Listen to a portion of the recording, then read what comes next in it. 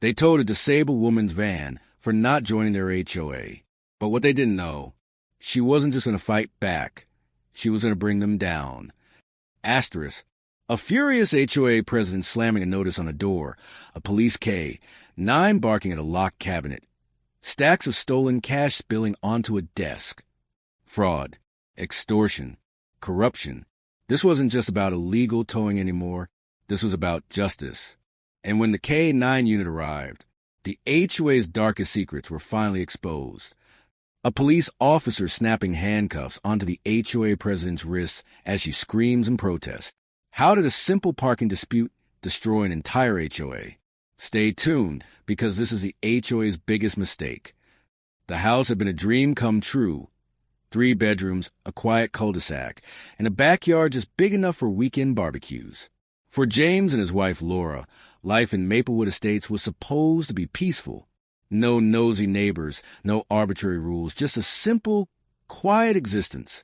James had worked hard to afford this home, spending years climbing the corporate ladder. But it was Laura's resilience that truly defined their lives. A tragic accident 5 years ago had left her in a wheelchair, but she never let it define her. She was fiercely independent, relying on her specially modified van to get around. But then came the letters. At first, James thought it was junk mail, those generic flyers advertising landscaping services or local elections. But this envelope had a different weight to it, a formal crispness that made him uneasy. Mandatory HOA enrollment, the letter read. His brow furrowed as he scanned the contents. It explained that Maplewood Estates had formed a homeowners association. Participation was strongly encouraged, but James knew what that meant. I thought this neighborhood didn't have an HOA, Laura said, her voice wary as James showed her the letter. It didn't. Someone must have taken it upon themselves to change that. They both knew what HOAs could be like, tyrannical, controlling, suffocating, and they wanted no part of it. The letters didn't stop. By the second week, they became more aggressive. Words like compliance, mandatory, and penalties jumped off the page. Then came the visit. A woman in her late 50s, clad in a pressed blazer and an air of smug authority, stood at their doorstep one evening. 2 men flanked her, arms crossed like bodyguards. "Good evening," she said with a thin smile. "I'm Carol Whitman, president of the Maplewood Estates HOA. James crossed his arms. "We're not interested." Carol's smile didn't falter, but there was a glint in her eyes, a sharpness. "That's not how this works, Mr. Carter. The HOA has been formally established, and membership is now a requirement. We sent notices, and we ignored them." Carol's lips pursed. "I don't think you understand. As residents, you must adhere to HOA regulations. That includes dues, property guidelines, and vehicle restrictions." Laura wheeled herself beside James. "Vehicle restrictions?" Carol barely spared her a glance. "Yes. We have guidelines about vehicles parked in driveways. Oversized or commercial vehicles are not permitted." James clenched his jaw. He knew exactly what she was implying. Laura's van was large, yes, but it was a medical necessity, equipped with a ramp and hand controls. "We won't be joining," James said firmly, "and you can't force us to." Carol smiled again, but this time it didn't reach her eyes. "We'll see about that." Within days, the harassment started.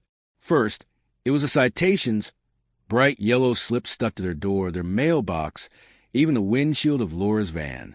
Violation, unapproved vehicle.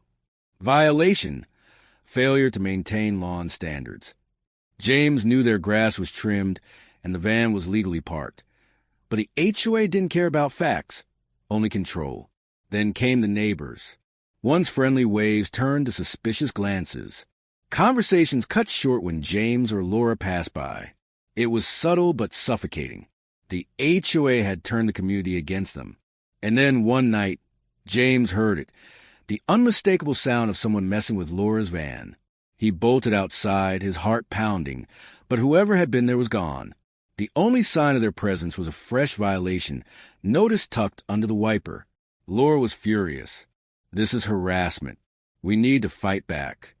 James agreed, but before they could make a move, the HOA escalated things to an unforgivable level.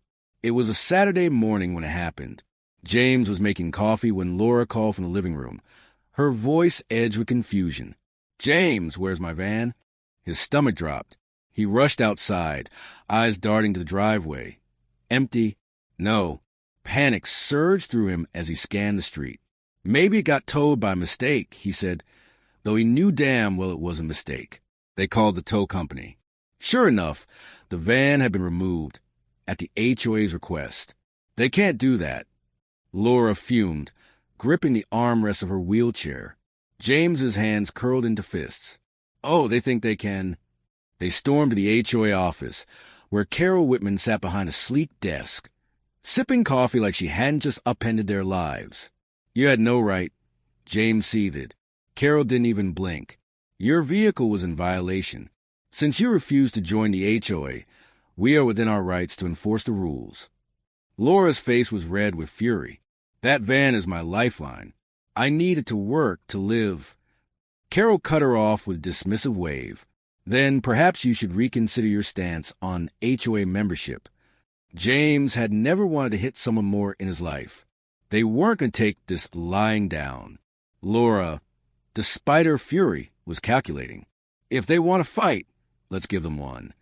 They started gathering evidence, documenting every violation notice, recording conversations, talking to neighbors who had also been strong-armed by the HOA.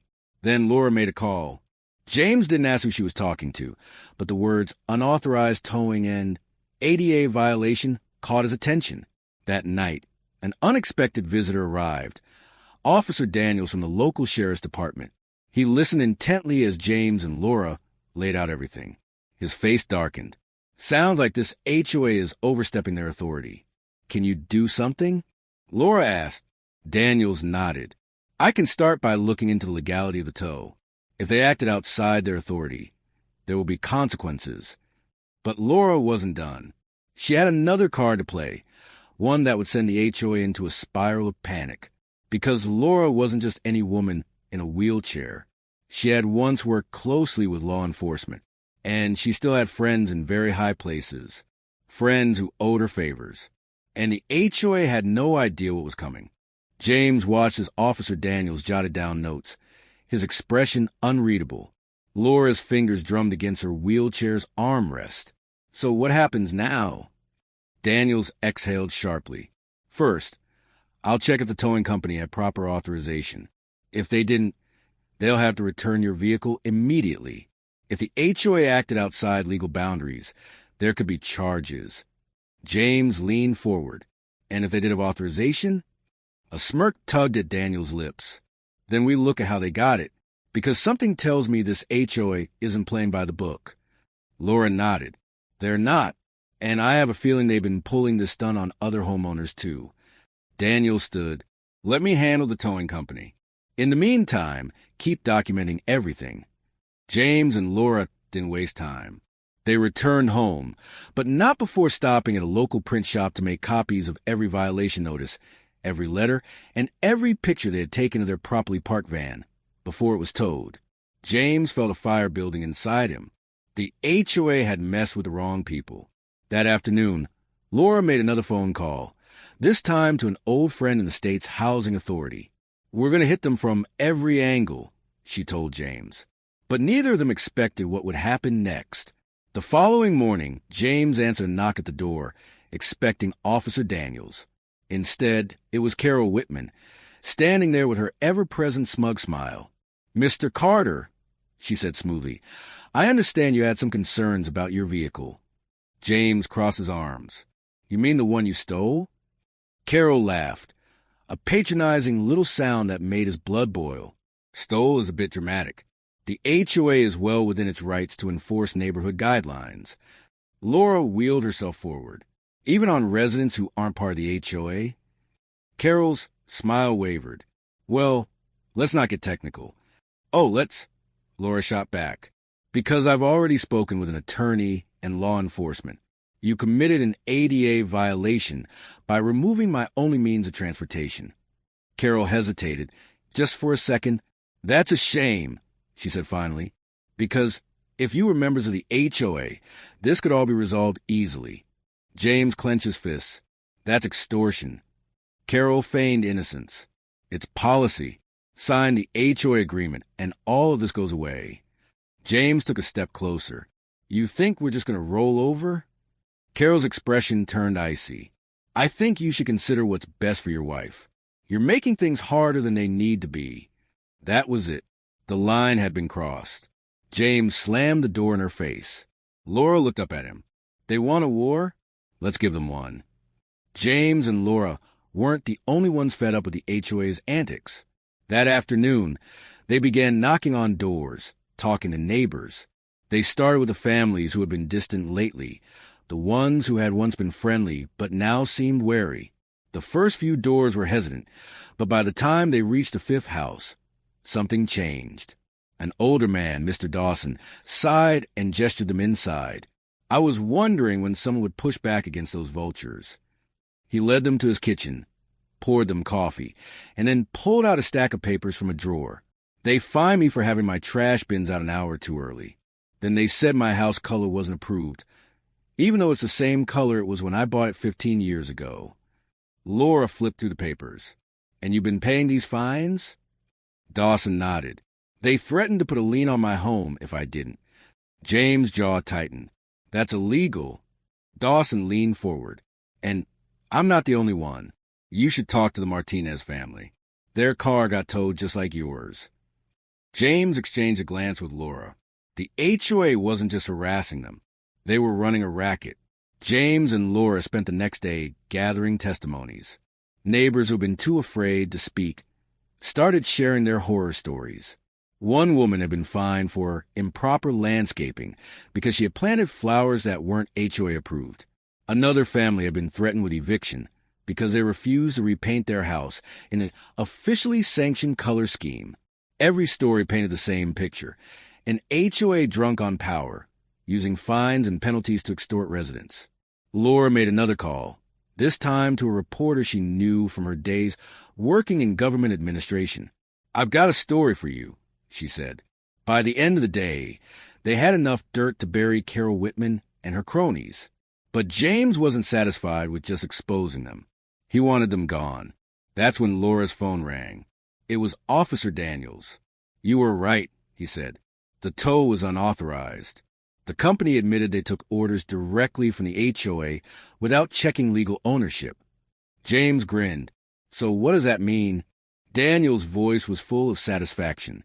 It means they're in trouble. By the time the sun set, James and Laura were back at the HOA office, this time with company. Officer Daniels wasn't alone. Behind him were two more officers and a man in a suit, someone who looked like he meant business. Carol's smug expression evaporated the moment she saw them. What's the meaning of this? She demanded. Daniels handed her a folder. Official cease and desist order. The HOA has been found guilty of illegal towing practices, and your fines against residents are being investigated for fraud. Carol's face turned an alarming shade of red. This is outrageous. We have rights. The suited man, who introduced himself as a representative from the State Housing Authority, cut her off. No, they have rights, and you've been violating them. Laura smirked. Looks like your little empire is crumbling. Carol was silent, her hands gripping the desk. James could almost see the gears in her head turning, trying to find a way out. Daniel sighed. I'd recommend you cooperate, Mrs. Whitman. Otherwise, we'll be forced to open a criminal investigation. For the first time since this nightmare started, Carol looked worried. James couldn't help but smile. This was just the beginning. Carol Whitman sat frozen in her chair, her smug demeanor cracking under the weight of the official cease and desist order. But James knew better than to think she would go down quietly. The HOA had too much to lose. And sure enough, she forced a smile and leaned back in her chair. This is all a misunderstanding, she said smoothly. I'm sure we can resolve this without any unnecessary hostility. James could practically hear the gears turning in her head. She was stalling. Laura, however, had other plans. She turned to Officer Daniels. I'd like to file an official ADA complaint against the HOA for unlawfully restricting my mobility. Daniels nodded. I can help with that. Carol's jaw tightened. She knew this wasn't just about the van anymore. This was a federal issue. Laura wasn't done. And while we're at it, I'd also like to report suspected fraud and misappropriation of funds within the HOA. The color drained from Carol's face. James smirked. Anything you'd like to say before this gets worse for you? Carol's hands clenched into fists, but she kept her voice even. I'll need to discuss this with our legal team. Daniels chuckled. Funny you should mention that. He turned to the suited man beside him. This is Greg Turner, a federal investigator for housing violations. Carol's eyes widened. She opened her mouth to argue, but Greg beat her to it. We've been getting complaints about this HOA for a while now, he said. If there's financial fraud involved, you're looking at more than fines, Mrs. Whitman. You're looking at jail time. For the first time, Carol looked genuinely scared. But James and Laura weren't done. Laura pulled out her phone. I have one more call to make. Carol scoffed. And who's that? Laura smiled. Someone who doesn't take kindly to corruption. 10 minutes later, the sound of sirens filled the neighborhood. But it wasn't just any squad car that pulled up. It was a K-9 unit. The presence of the K-9 unit sent shockwaves through the HOA office. Board members who had been loitering around suddenly disappeared into back rooms. Carol's carefully composed expression cracked entirely. One of the officers stepped forward, his German shepherd sitting obediently at his side. We received a call about potential evidence tampering and financial misconduct. Carol's voice wavered. This is ridiculous. Who even called you? Laura rolled her wheelchair closer. I did. The officer nodded. We were already looking into multiple complaints against this HOA. Given the allegations, we're authorized to conduct a preliminary search. Carol shot to her feet. You have no right. Greg, the federal investigator, cut her off. Actually, we do. Under state law, any HOA suspected of fraud can be subject to immediate inspection. He turned to the officer. Proceed. The K-9 unit moved inside. Within minutes, the trained dog was sniffing along the filing cabinets, the desks, and finally, Carol's office. James folded his arms. Something you want to tell us, Carol? Carol didn't respond. She looked like she wanted to be anywhere but here. Then the dog stopped. It let out a sharp bark near a lock cabinet. The K-9 officer gestured to Daniels. Looks like we got something. James grinned as Daniels stepped forward, a crowbar in hand. Let's see what you've been hiding. Carol paled. No, you can't. But it was too late. The cabinet popped open, and a stack of sealed envelopes spilled onto the floor. Inside them, stacks of cash. The room went silent. Carol took a shaky step back as Greg picked up one of the envelopes, flipping it open. Well, he murmured. Looks like someone's been running an off-the-books collection system. Daniels picked up another envelope and pulled out a piece of paper. His eyes darkened. These are fake violation fines. He turned to the group of officers. They've been forcing homeowners to pay unapproved fees and pocketing the money. James felt Laura grip his hand. They had suspected the HOA was corrupt, but this was straight-up organized crime. Carol snapped. This is a setup, she screeched. This is a witch hunt. Those fines are real. You can't prove anything. Greg lifted an eyebrow. We don't have to. The evidence speaks for itself. Daniels turned to the K-9 officer. Bag it all up. This is officially a criminal investigation. The board members who were still lingering in the office bolted. One man, the HOA treasurer, tried to sneak out the back door, only to be stopped by another officer. Where do you think you're going? The man stammered. I didn't know anything about this. Daniel smirked. Then you won't mind answering some questions down at the station. Carol was shaking with rage. You can't do this. This is my community. James leaned in close. No, Carol, he said softly. It was never yours. By the time the police started loading up the evidence, the news had spread. Neighbors came out of their homes, watching as officers moved in and out of the HOA office. Some murmured to each other. Others whispered excitedly. Then something incredible happened. One by one, they started coming forward. I have proof they overcharged me on my HOA fees, one man said, handing an envelope to Greg. They threatened to evict us over a garden gnome. An elderly woman added. They towed my car last year. Another voice called out. I had to pay nearly $1,000 to get it back. James and Laura exchanged glances. They had started this fight alone. But now, the entire neighborhood was against the HOA. Carol looked around, realizing she had no allies left. The power she had wielded so easily was gone. And James? He was enjoying every second of it. With the evidence collected and the neighbors on their side, things moved fast. Within 2 weeks, Carol and the other board members were hit with multiple charges: fraud, extortion, unauthorized towing, and ADA violations. The state housing authority froze the HOA's accounts, cutting off their ability to collect any more money. And the best part? Every single illegal fine was refunded to the homeowners. James watched with satisfaction as a new notice was posted outside the HOA office. Due to ongoing investigations, all HOA operations are hereby suspended until further notice. Laura smirked. Looks like they're done for. James nodded. Not just done, destroyed. And as the sun set over Maplewood Estates, the neighborhood felt lighter. For the first time in years, people weren't afraid. The reign of the HOA was over. Despite the damning evidence against them, the remnants of the HOA weren't going down without a fight. The next morning, James and Laura received a formal notice. One last desperate attempt from the HOA's legal team to reverse the cease and desist order. They're claiming that the police investigation was unjustified, James muttered, reading through the letter. They're saying that the K-9 unit search violated their privacy rights. Laura scoffed. That's rich coming from people who use illegal towing and fake fines to rob an entire community. James clenched his jaw. They're banking on a technicality to wiggle out of this. But they weren't the only ones preparing for a legal fight. That afternoon, Greg Turner, the federal investigator, knocked on their door. They're trying to counter our investigation, he said. But they don't realize one thing. James raised an eyebrow. And what's that? Greg smirked. We're 3 steps ahead. Laura leaned forward. Meaning? Greg handed them a folder.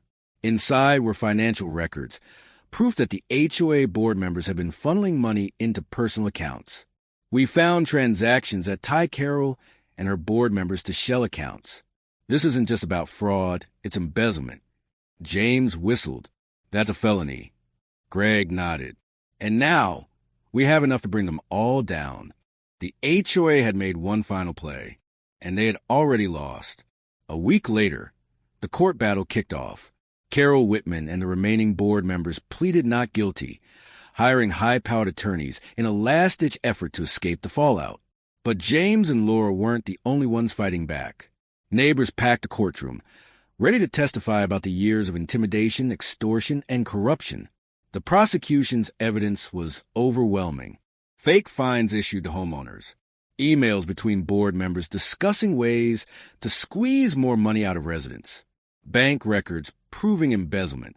James and Laura watched as Carol's confidence crumbled with every passing day. The final blow came when Greg Turner took the stand. The defendants knowingly misappropriated HOA funds for personal gain, he stated. They extorted homeowners through illegal means, and they used their positions to suppress dissent. The evidence is undeniable. Carol slumped in her chair, her attorney whispering furiously in her ear. She knew it was over. And then the verdict came. Guilty. The courtroom erupted. Carol and her cronies were officially convicted of fraud, embezzlement, and ADA violations. Sentencing would come later, but James and Laura didn't need to hear it. They had won. With Carol and the other board members out of the picture, Maplewood Estates faced one final challenge: what to do with the HOA. Some residents feared that if it wasn't dissolved, someone new would take over and start the cycle of corruption all over again.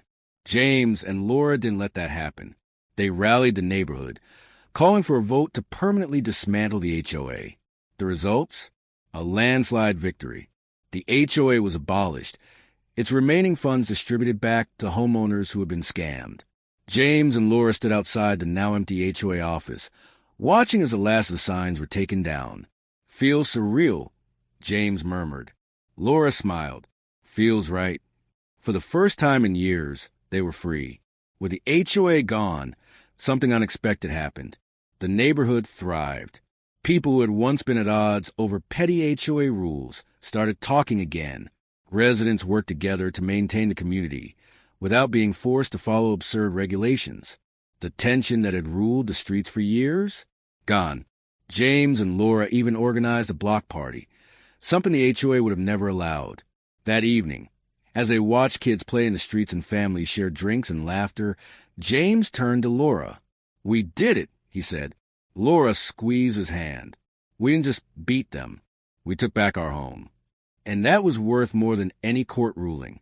Months passed, and life in Maplewood Estates returned to normal.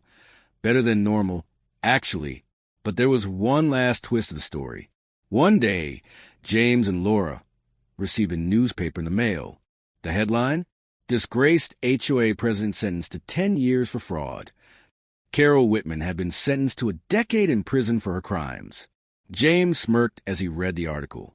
Turns out, after court battle ended, more victims came forward, homeowners from Carol's previous neighborhoods. She had been running the same scams for years. And now, she was finally paying the price. Laura chuckled. Guess she won't be running any more HOAs from behind bars. James tossed a paper onto the table. Karma's a beautiful thing. They clinked their glasses together. The nightmare was over, and justice had finally been served.